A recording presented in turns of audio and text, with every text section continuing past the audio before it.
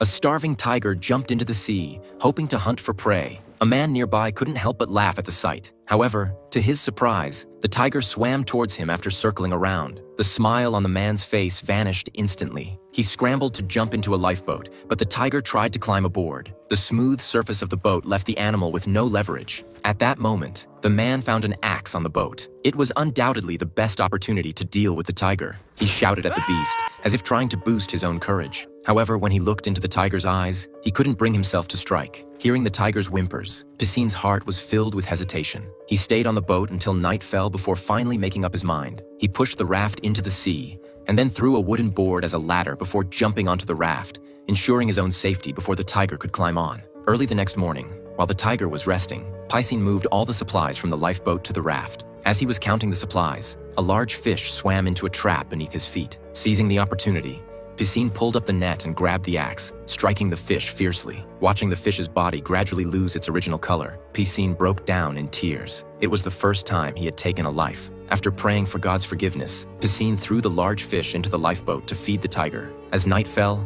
countless luminous jellyfish appeared in the sea, completely captivating Piscine. Suddenly, a giant whale leaped out of the water, and a huge wave instantly capsized the small boat. All the food and drinking water fell into the sea. In the vast expanse of the ocean, without food and fresh water, only death awaited him. The starving tiger once again showed its ferocious expression. Suddenly, a flying fish knocked Piscine to the ground. Without a second thought, he quickly threw the fish to the tiger. The next second, a school of flying fish came straight at them. Happiness came too suddenly. The man and the tiger hurriedly began collecting the food.